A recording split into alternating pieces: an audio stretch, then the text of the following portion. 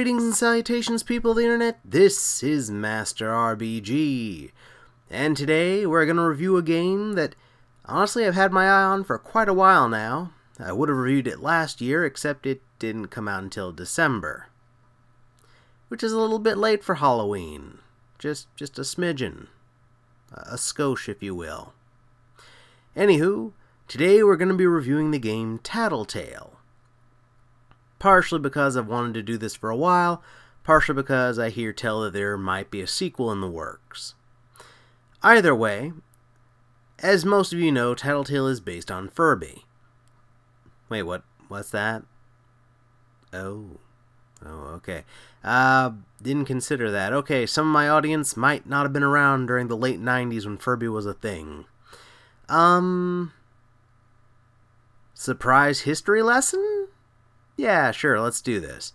Okay, so, during the 1990s, digital pets were a really big thing, at least in the early part of the 1990s. They were convenient for a number of reasons. One, they were cheaper than an actual pet. Two, those of us with pet allergies could actually handle them. And three, it was a really easy answer for parents that kept getting pestered about the kids wanting to get a pet. This was an easy out for them. Let's face it, it was. Anywho, they started to die out somewhere around the mid-90s or so. But in the late 90s, we finally got the next evolution of it. The Furby.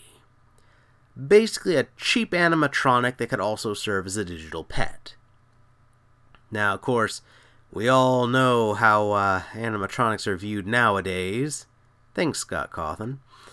Anywho, so, it shouldn't be too surprising that there is now a horror game that clearly based itself around this character. And seriously, they basically are the same thing. Although, to be honest, Tattletail is actually less creepy looking than the actual Furby. So that's kind of funny and ironic. Just saying. Anywho, history lesson over. Let's go ahead and get into it. Let's start up our review for Tattletail.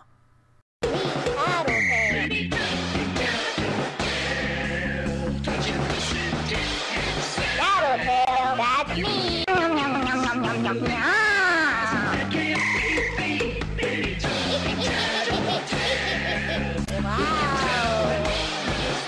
Mama's coming. Wait, is that a body in the background? Oh my god. There's a body straight up behind them! No, seriously, look! You can see the corpse right behind the podium where Tattletail's box is! What the heck? Alright, well, I guess that's all the prep we're gonna get into this. Alright, let's do it.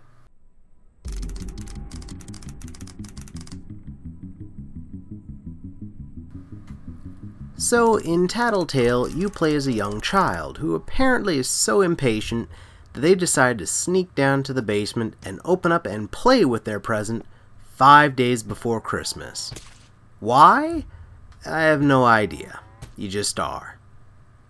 Like their real-world counterparts, the Tattletail is equal parts cute and unbelievably annoying. I'm working on it. I said I'm working on it, you little spud. Be quiet!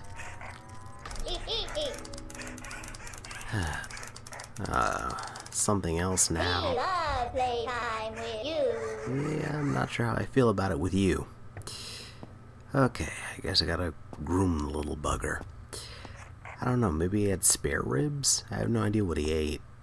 But apparently he needs to be groomed now. Yeah, I get that. Okay, just gotta... There we go.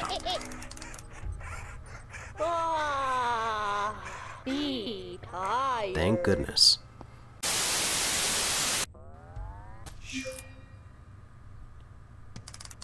And, of course, after you're done ruining the wonder of Christmas by playing with your gift 5 days early, you wrap it back up in the basement, and then it's off to bed.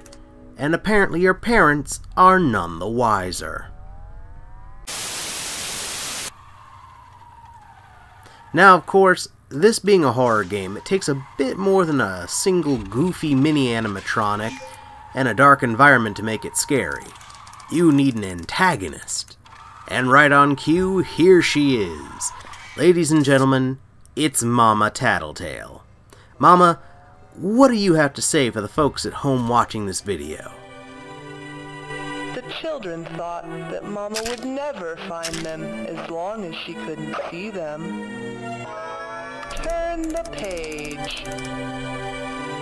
But Mama could still hear the children. The pitter-patter of their little feet led Mama right to them. Turn the page. Then Mama found the children, every last one, and put them right back to bed.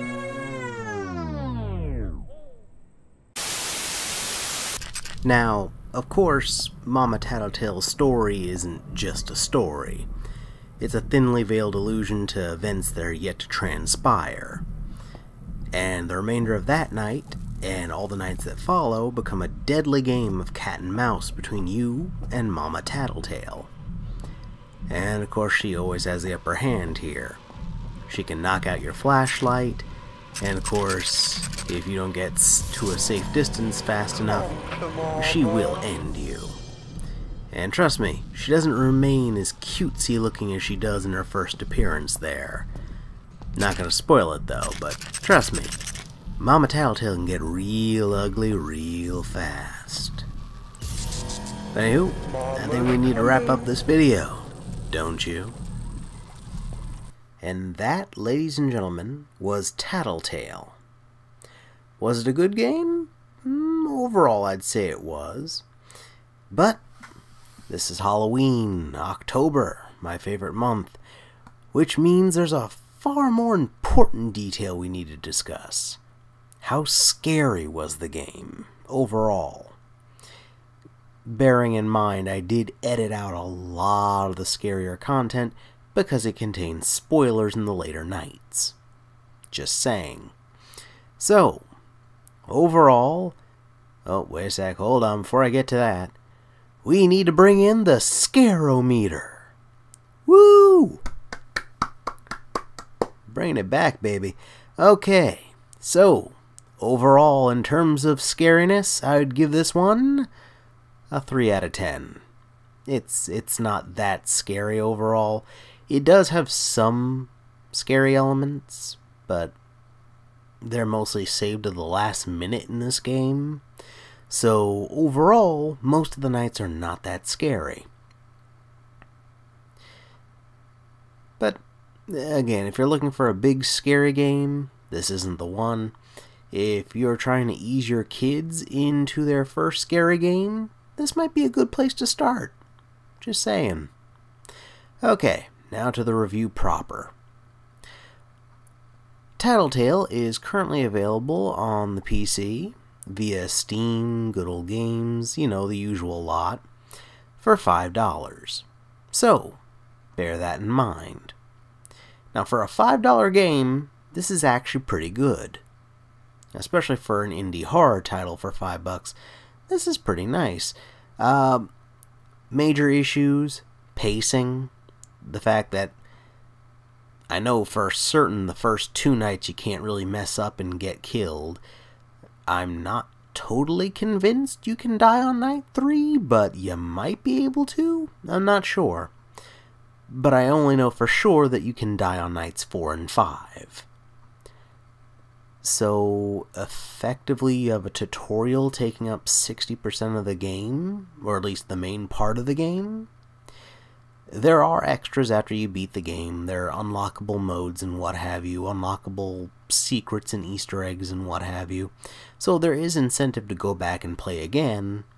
Heck, they even make it easier to go back and play again. I won't say how, but they do. But janky pacing, the fact that there's a heck of a learning curve starting on like nights 4 and 5 compared to the relatively simplistic and super easy nights 1, 2, and even 3, it really does feel a bit unbalanced, feels a little rushed, and they did not build up the scary factor in this game at all. Because, let's be honest, it's a nice clean suburban house. What's so scary about the environment? Even the fact that you have a garage or whatever is not built up. The fact that you're going into the basement is not built up, because the basement is not that scary looking. They could have made it really scary looking, but they didn't. Hopefully, in Tattletail 2, they will fix this. We can hope. Or at least introduce more than one antagonist. You never know. Overall, I'd give this one a bronze with honors. It's still a good game, and certainly worth $5. I mean, come on. If this thing's on sale, definitely give it a shot. Anywho, that about does it for me this time, guys. If you enjoyed it, hit that like button. If you'd like to see more indie reviews and what have you in the future, hit that subscribe button. Hit that notification bell to make absolutely sure you're part of my notification squad when I release a new video. And if you'd like some suggestions for other videos by yours truly, well, how about these? Over here, you can check out my review from last week for Slayaway Camp, a rather fantastic horror-based puzzle game of all things. And over here, you can check out my review from last year for Among the Sleep, a game that will literally have you helpless like a baby. Because you are, in fact, a baby in the game. Go figure. Check out either one, they're both fantastic, just like you guys have been. This is Master RBG, signing off.